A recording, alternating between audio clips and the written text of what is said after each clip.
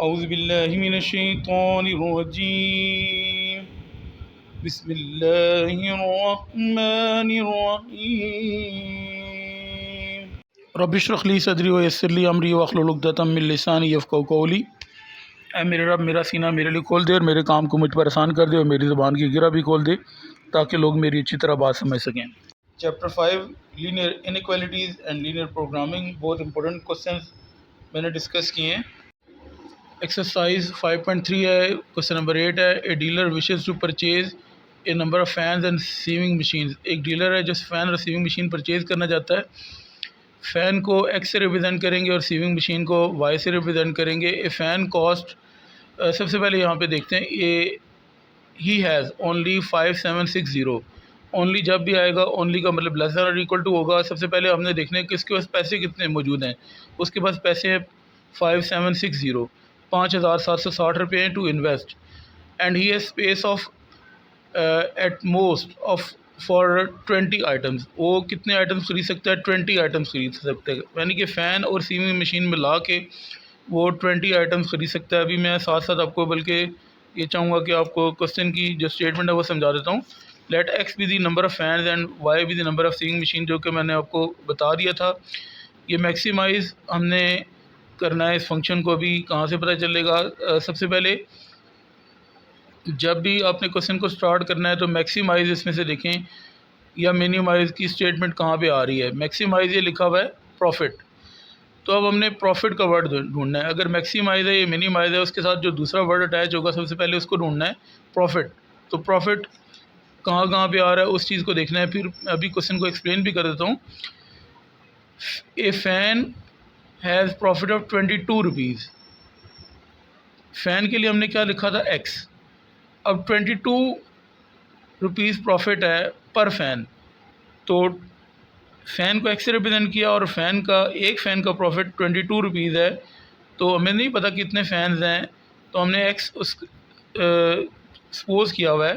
तो total profit of fans कितना हो जाएगा? 22x हो जाएगा। अब हमने देखना है कि प्रॉफिट का वर्ड और किसके साथ अटैच है। ये प्रॉफिट लिखा हुआ है sewing machine at a profit of 18 rupees. अब सीविंग मशीन को वाई से रिप्रेजेंट किया गया और एक सीविंग मशीन का जो प्रॉफिट है वो 18 है।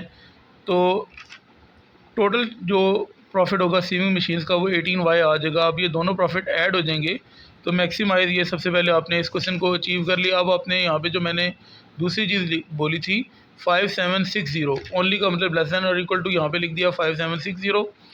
अब हमने देखना है कि ए फ़ैन कॉस्ट, कॉस्ट का वर्ड कहाँ कहाँ पे आ रहा है। जो आपके पैसे हैं उससे आप क्या करोगे? चीज़ें परचेज़ करोगे। परचेज़ का मतलब है आपकी कॉस्ट प्राइस है, ठीक है। तो अब फ़ैन की कॉस्ट कितनी है? एक फ़ैन की कॉस्ट है 360। अब सारे फैंस की जो कॉस्ट होगी 360x हो जाएगी। एंड सीविंग मशीन कॉस्ट, एक सीविंग मशीन की कॉस्ट 240 है और सीविंग मशीन को हमने वाई से रिप्रेजेंट किया है, तो सारे सीविंग मशीन्स की कॉस्ट जो आ जाएगी 240 मल्टीप्लाई बाय वाई।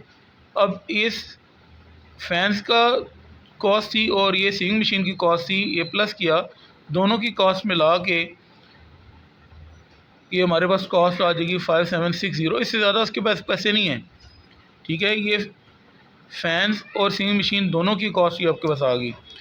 अब हमने यहाँ पे क्या करना है? अगर हम ये देखें बहुत बड़ी अमाउंट आ गई 360, 240 और 5760, 10 पे अगर डिवाइड करते हैं तो ये ज़ीरो और ये ज़ीरो और ये ज़ीरो कैंसिल हो जाएगा। 36x 24y plus 5760 less than equal to, ये बीच में आएगा। अगर हम इसको 12 पे डिवाइड करते हैं, आपको पता है 12 3 ज़र 36 होते हैं, 12 2 ज़र 24 होते हैं। मज़ीद ज़रा शॉर्ट कर लेते हैं और 5760 को 12 पे डिवाइड करेंगे तो 48 आ जाएगा और less than equal to symbol बीच में आ जाएगा। अच्छा, ये मैंने यहाँ पे एक चीज़ बताई थी, हैज़ एट मोस्ट, मतलब उसके पास जो स्पेस है ना, एट मोस्ट ये लिखा हुआ है space at most for 20 items, यानी कि फ़ैन और सीविंग मशीनें मिला के वो 20 चीज़ें ख़रीद सकता है। अब हमें नहीं पता कि कितने फ़ैन हैं और कितनी सीविंग मशीन्स हैं, तो यहाँ पे लिखा हुआ है 20 आइटम्स। 20 आइटम्स का मतलब है फ़ैन और सीविंग मशीनें मिला के हम 20 चीज़ें ख़रीद सकते हैं, इससे ज़्यादा ख़रीद नहीं सकते। फ़ैन आगे एक्स, सीविंग मशीन आगे वाई, दोनों को ऐड करना है ना, दोनों चीज़ें ऐड होके 20 आइटम से ज़्यादा हम नहीं खरीद सकते। हमें भी नहीं पता कि फ़ैन कितना ख़रीदना है और सीविंग मशीनें कितनी ख़रीदनी है, ये हम अभी फाइंड करेंगे। और जब भी इस स्टेटमेंट का क्वेश्चन आएगा फिजिबल सोल्यूशन होता है तो उसमें X is greater than equal to 0, Y is greater than equal to 0 होता है। सबसे मेन चीज़ क्या होती है, ये स्टेटमेंट होती है जिसको समझना होता है। स्टेटमेंट जब समय आ जाती है तो फिर आप क्वेश्चन को स्टार्ट करते हैं। अब आपके पास एक इनइक्वालिटी बनी थी 3x + 2y is less than equal to 48। अब उसकी एसोसिएटेड इक्वेशन जो होगी, यहाँ पे लेस देन भी मौजूद है और इक्वल भी मौजूद है। तो सबसे पहले इक्वल को सॉल्व करते हैं। इक्वल का मतलब होता है लाइन। लाइन को ड्रॉ करने के लिए 2 पॉइंट की ज़रूरत होती है, एक एक्स इंटरसेप्ट और एक वाई इंटरसेप्ट। एक्स इंटरसेप्ट पे क्या होता है, वाई 0 होता है, put Y is equal to 0 करते हैं, 3x as it is plus 2 और वाई के यहाँ पे 0 लिख दिया is equal to 48, 2 multiply by 0 0 होता है, 3x इज इक्वल टू 48। अब x आपने फाइंड करना है, 3 के और मल्टीप्लाई 48 के नीचे आकर डिवाइड हो जाएगा। 48 को 3 पे डिवाइड करेंगे क्या आ जाएगा 16। तो एक पॉइंट आपके पास आ जाता है, इस पॉइंट को हम ए का नाम देते हैं। पॉइंट क्या होता है एक्स और फिर वाई लिखते हैं। एक्स आपके पास क्या आ गया 16 आ गया और वाई आपके पास क्या था 0 आ गया, एक पॉइंट आ गया। एक्स इंटरसेप्ट, अब वाई इंटरसेप्ट पे क्या होता है एक्स 0 होता है। आपके पास इक्वेशन क्या थी 3x आपने एक्स के पे 0 लिखना है ना, 3x था, एक्स के पे 0 लिख दिया, प्लस 2y था, ये 2y एज इट इज़ आ गया और is equal to 48। 3 multiply by 0 क्या होता है 0, 0 प्लस 2y हो जाएगा, 2y इज इक्वल टू 48। आपने y फाइंड करना है, 2 के और मल्टीप्लाई 48 के नीचे आके डिवाइड हो जाएगा, तो 48/2 क्या आ जाएगा 24। वाई की वैल्यू कितनी आ गई 24। अब अपने पॉइंट फाइंड करना है बी, तो पहले x लिखते हैं। x आपके पास क्या था 0, वाई कितना आ गया 24, ये दूसरा पॉइंट आ गया। आपने टेस्ट पॉइंट का मतलब होता है कि आपने देखना है कि ग्राफ आपका ओरिजिन साइड पे है या नहीं है। तो ओरिजिन क्या होता है, जहाँ पे x एक्सिस और y एक्सिस की वैल्यू 0 0 होती है, तो x की जगह पे भी 0 लिखना है और y की जगह पे भी 0 लिखना है। ये आपने एसोसिएटेड इक्वेशन लिखी थी, इनइक्वालिटी थी ये, इसमें इक्वल भी मौजूद था और लेस देन भी मौजूद था। इक्वल को सॉल्व कर लिया, अब लेस देन को सॉल्व करना है। तो यहाँ पे 3x + 2y लेस देन 48 आपके पास आ जाएगा। x के पे 0 लिखा, y के पे 0 लिखा, 3 7 और 2 एज इट इज़, प्लस का साइन भी, लेस देन और 48। 3 मल्टीप्लाई बाई 0 0 होता है और 2 मल्टीप्लाई बाई 0 भी 0 होता है। 0 + 0 क्या आ जाएगा 0, 0 इज लेस देन 48। मैथमेटिकली ये स्टेटमेंट ट्रू है। इसका मतलब है कि graph of inequality is towards origin. Inequality क्या थी 3x + 2y is less than और इक्वल टू 48। इसका ग्राफ टूवर्ड्स ओरिजिन है। अगर ओरिजिन को सेटिस्फाई करेगा तो ग्राफ ओरिजिन की तरफ होगा, ओरिजिन को अगर सेटिस्फाई नहीं करेगा तो ग्राफ ओरिजिन की तरफ नहीं होगा। अच्छा, अब यहाँ पे दूसरी इनइक्वालिटी थी x + y is less than और इक्वल टू 20। तो उसकी एसोसिएटेड इक्वेशन क्या होगी यहाँ पे, तो ये x + y is equal to 20 आ गया। टाइपिंग मिस्टेक तो इसको क्लियर कर दिया है। x इंटरसेप्ट पे क्या होता है y 0। अब x एज इट इज़ आ गया, plus y is equal to 0, Y के पे 0 पुट कर दिया इज इक्वल टू 20। x + 0 क्या होता है x की वैल्यू 20 आ गई। अब इस पॉइंट को सी पॉइंट का नाम देते हैं। x 20 था और y क्या था 0 था। अब y इंटरसेप्ट फाइंड करना है, y इंटरसेप्ट पे क्या होता है x 0 होता है। x के पे 0 लिखा, प्लस y आपके पास आ गया इज इक्वल टू 20 आ गया। 0 + y क्या होता है y इज इक्वल टू 20। इस पॉइंट को डी पॉइंट का नाम देते हैं। पहले x लिखते हैं फिर y लिखते हैं। x की वैल्यू क्या है आपके पास 0 है और y आपके पास क्या आ गया 20 आ गया। ये डी पॉइंट पे फाइंड कर ली, सीधा टेस्ट पॉइंट है जहाँ पे x और एक्सेस और y एक्सेस की वैल्यू 0 0 होती है। तो x के पे 0 लिखा, y के पे 0 लिखा, प्लस आ गया सेंटर में। ये इक्वेशन को सॉल्व कर ली था ना, लेस देन इक्वल टू था तो इक्वल इक्वेशन होती है। इक्वेशन का मतलब लाइन को ड्रॉ करने के लिए 2 पॉइंट्स की ज़रूरत थी, सी और डी पॉइंट हमने फाइंड कर लिए थे। अब इसमें लेस देन का रह गया था साइन, उसको सॉल्व करना है। लेस देन हमने सेंटर में लगाना है। 0 + 0 क्या होता है 0, 0 20 से क्या होता है छोटा होता है, विच इज़ ट्रू। 0 20 से छोटा होता है, मैथमेटिकली ये ट्रू है। तो graph of inequality x + y is less than और equal to 20 will be towards the origin side. ये भी ओरिजिन साइड पे होगा। अब इसको हम ड्रॉ करते हैं। सबसे पहले x एक्सिस है, स्केल आप 4 का रख सकते हैं, 2 का। आपने पेपर देखना है और आपने देखना है कि आपके पास जो पॉइंट्स हैं उसकी वैल्यू क्या है। उस पॉइंट्स को देख के आपने स्केल सेट करना होता है। अब क्योंकि x और y की वैल्यू 20 और 24 तक आ रही है तो 4 का स्केल रखा है। 4 8 12 16 20 और 24 4 का स्केल रखा है। इस तरफ x पॉजिटिव होता है और इस x तरफ क्या होता है नेगेटिव होता है। -4 -8 -12 -16 -20 -24। इसी तरह इस तरफ x पॉजिटिव और इधर x नेगेटिव, y ऊपर पॉजिटिव और नीचे y नेगेटिव। 4 8 12 16 20 24 -4 -8 -12 -16 -20 और -24। अब इसको आगे पॉइंट्स हम प्लॉट करते हैं। आपके पास जो ए पॉइंट आया था 3x+2y = 48 इक्वेशन थी, पहला पॉइंट था 16 0। तो x की वैल्यू 16 और y की वैल्यू 0 है, तो ये पॉइंट x एक्सेस पे, x इंटरसेप्ट भी लिखा था, x इंटरसेप्ट का मतलब ये पॉइंट x एक्सेस के ऊपर है।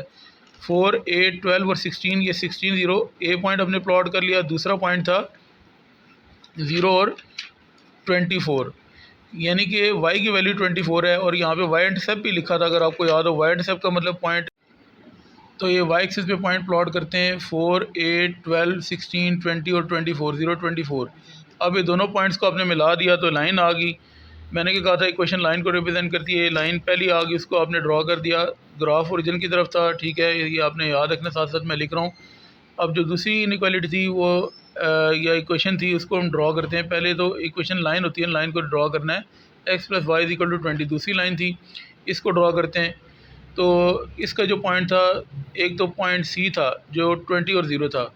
यहाँ पे 4, 8, 12, 16 और 20, ये 20 0 एक्स एक्सेस पे पॉइंट है। एक्स इंटरसेप्ट का मतलब ये पॉइंट एक्स एक्सेस पे है और पहली वैल्यू एक्स की है 20, इसका मतलब पॉइंट एक्स एक्स पे है, वहाँ पे वाई 0 होता है।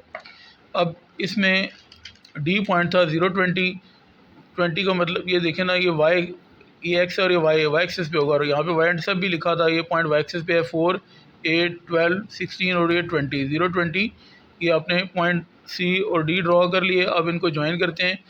पहली जो लाइन थी ए और बी वाली, उसको मैंने ग्रीन कलर से ड्रॉ किया था। दूसरी जो लाइन है सी और डी पॉइंट को जो मैंने ज्वाइन किया है वो रेड कलर से ज्वाइन कर लिया है। दोनों इनइक्वालिटीज़ का ग्राफ ओरिजिन की तरफ था, पहली का भी और दूसरी का भी। अब ग्राफ इसको ड्रॉ करते हैं। यहाँ पे देखें, ये ओरिजिन है। पहले आपने ग्रीन लाइन को देखना है, ये आपके पास ग्रीन लाइन है, ठीक है। ग्रीन लाइन का ग्राफ ओरिजिन की तरफ है, ओरिजिन की तरफ है यहाँ पे, तो ग्राफ आपका ओरिजिन की तरफ बनेगा। अब आपके पास जो रेड लाइन थी, दूसरी इनइक्वालिटी थी, उसका ग्राफ भी क्या था, ओरिजिन की तरफ। ओरिजिन कहाँ पे, जा एक्सेस वाई एक्सेस मिलते हैं, यहाँ पे है। अब देखें लाइन ये है ओरिजिन की तरफ, नीचे की तरफ, ठीक है। तो ग्राफ ये देखें, जिस ओरिजिन की तरफ है ना, ओरिजिन की तरफ हमने डायरेक्शन लगा देनी है। ये भी ओरिजिन की तरफ डायरेक्शन लगा दी।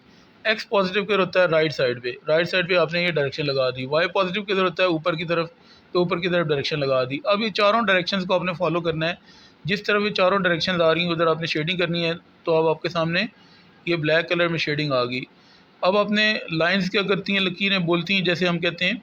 तो यहाँ पे ये लाइन है, ये लाइन बोलेगी कि मेरा ग्राफ किधर है, ओरिजिन ये है। तो ये देखें, हमने ओरिजिन की तरफ शेडिंग की हुई है। ये शेड जो हो रहा है ब्लैक कलर में, ये शेड हो रहा है, ये ग्रीन लाइन थी, इसका ग्राफ भी ओरिजिन की तरफ अपने शेडिंग की हुई है। एक्स पॉजिटिव है, इस तरफ है शेडिंग की हुई है, वाई पॉजिटिव है, इस तरफ शेडिंग की है। चारों जो डायरेक्शन थी उधर आपने शेडिंग कर दी। ये शेडिंग यहाँ से स्टार्ट करनी है, लाइन से शेडिंग आपने इस तरफ करनी, ऊपर की तरफ। ये लाइन है, पूरी लाइन से इस तरफ शेडिंग करनी है। पूरी लाइन है, लाइन से इस तरफ शेडिंग करनी है। पूरी लाइन है, लाइन से इस तरफ शेडिंग करनी है। शेडिंग कर दी। अब हमने देखना है कि इसके जो कॉर्नर पॉइंट्स हैं, कॉर्नर पॉइंट्स क्या होते हैं जहाँ पे शेडिंग रुक रही होती है। एक कॉर्नर पॉइंट ये तो ग्राफ से ही मिल गया, ये डी पॉइंट है 0, 20, और इस यहाँ पे शेडिंग रुक रही है 16 0, ये आपके पास एक कॉर्नर पॉइंट आ गया। ये वाला कॉर्नर पॉइंट आपने फाइंड करना है, ठीक है। एक कॉर्नर पॉइंट ये भी है जहाँ पे भी शेडिंग रुक रही है, ये 0 0 है। 0 0, 16 0 और 0, 20, ये तीन कॉर्नर पॉइंट्स मिल गए हैं। ये वाला लाइन और ये वाली लाइन यहाँ पे मिल रही है, ये वाला कॉर्नर पॉइंट आप अपने फाइंड करना है। तो इन दोनों क्वेश्चंस को आप सॉल्व करते हैं। तो यहाँ पे आपके पास जो सॉल्यूशन रीजन बनेगा वो ओ ए ई डी था। कॉर्नर पॉइंट्स आपने फाइंड कर लिए थे, तीन जो कि ग्राफ से मिल गए थे। सो कॉर्नर पॉइंट्स आर, एक तो ओरिजिन था जहाँ पे एक्स एक्सिस वाई एक्सिस की वैल्यू 0 0 होती है, ओ से रिप्रेजेंट करते हैं ओरिजिन को। एक कॉर्नर पॉइंट आया था 16 0, ये एक्स एक्सिस पे था और ये वाई एक्सिस पे था, डी 0 20। एक कॉर्नर पॉइंट आपने ई फाइंड करना है, तो फाइंड ई सॉल्विंग इक्वेशन 1 और इक्वेशन 2। इक्वेशन 1 और इक्वेशन 2 को सॉल्व करते हैं। इक्वेशन 1 इक्वेशन 2 को 2 से मल्टीप्लाई करके इक्वेशन 1 से माइनस करेंगे। इसकी रीज़न अभी बताऊंगा। इक्वेशन 1 क्या थी, 3x + 2y = 48 थी इक्वेशन 1, और इक्वेशन 2 थी x + y = 28। या x के कोफिशिएंट को बराबर करना है या y के। अगर x के कोफिशिएंट को बराबर करना है तो यहाँ पे x का कोफिशिएंट 3 और यहाँ पे 1 है, तो 3 से मल्टीप्लाई करना पड़ेगा। अगर y के कोफिशिएंट बराबर करना है, यहाँ पे y 2 है और यहाँ पे y की वैल्यू, y का कोफिशिएंट 1 है, तो 2 से मल्टीप्लाई कर लेते हैं इक्वेशन नंबर 2 को। तो x को 2 से मल्टीप्लाई किया 2x, y को 2 से मल्टीप्लाई किया 2y, और 20 को 2 से मल्टीप्लाई किया 40। अब क्या करते हैं, कोफिशिएंट्स बराबर कर लिया। अब इनको सब्ट्रैक्ट करते हैं। 3x + 2y = 48 पहली क्वेश्चन थी और इक्वेशन नंबर 3 है। अब इसको सब्ट्रैक्ट करते हैं। 2x + 2y = 40। जब सब्ट्रैक्ट करते हैं तो साइन चेंज होते हैं। 40 प्लस का था, यहाँ पे इसका साइन माइनस में हो गया। ये +2y था, ये साइन चेंज होकर -2y हो गया। +2x था, इसका साइन चेंज होकर -2x हो गया। +2y और -2y कैंसिल हो गए। 3x - 2x क्या हो जाता है x। 48 में से 40 माइनस किए 8 आ गया x की वैल्यू। अब इसको पुट करते हैं दूसरी क्वेश्चन में।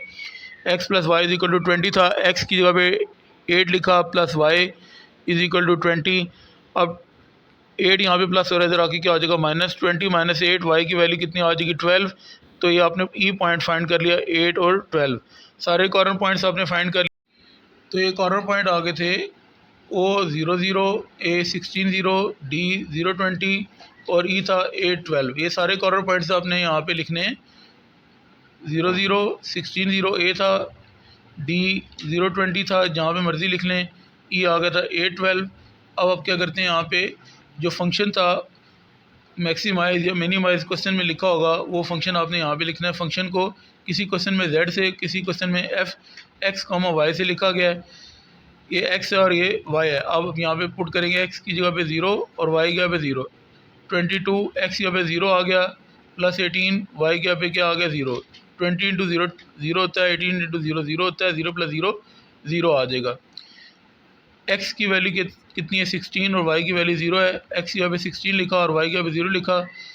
x की जगह पे 16 और y की जगह पे 0 लिखा। 22 × 16 प्लस 18 × 0, 18 × 0 क्या होगा 0। 22 को 16 से मल्टीप्लाई करते हैं 352 आ जाएगा। अब आपने पहले डी पॉइंट को यूज़ करें या पहले ई पॉइंट को, किसी भी पॉइंट को यूज़ कर सकते हैं। तो ई पॉइंट 8 और 12 है, x 8 है और y क्या है 12 है। x यहाँ पे 8 लिखा, y यहाँ पे 12 लिखा, = 22। x यहाँ पे 8 प्लस 18, y की वैल्यू क्या थी 12 थी, पुट कर दी।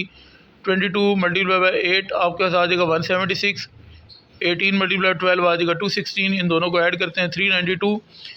अब आपने जो डी पॉइंट था 020, x की वैल्यू कितनी है 0 और y क्या है 20 है। x के पे 0 आ गया, y के पे 20 आ गया, = 22। x के पे 0 आ गया, प्लस 18, y के पे 20 आ गया। 22 × 0 0 होता है, 18 × 20 आपके पास 360 आ जाएगा। 0 + 360 आ जाएगा।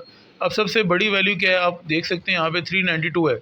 ठीक है, वो किस पॉइंट के ऊपर है, ई पॉइंट के ऊपर है। तो फंक्शन के जो प्रॉफिट है, मैक्सिमम उसने प्रॉफिट पूछा था, द मैक्सिमम प्रॉफिट ऑफ, तो ये f(x, y) जो फंक्शन था ना f(x, y) था, = 22 + 22x + 18y। ये फंक्शन था ना 22x + 18y is maximum profit हमने ढूंढना है। मैक्सिमम प्रॉफिट कितना है 392 आया है। किस कॉर्नर पॉइंट पे है, ई कॉर्नर पॉइंट पे, जिसके कोऑर्डिनेट्स 8 और 12 थे। वीडियो पसंद आए तो मेरे चैनल को लाइक भी कर दें, सब्सक्राइब भी कर दें, दूसरों के साथ शेयर भी कर दें। जज़ाक।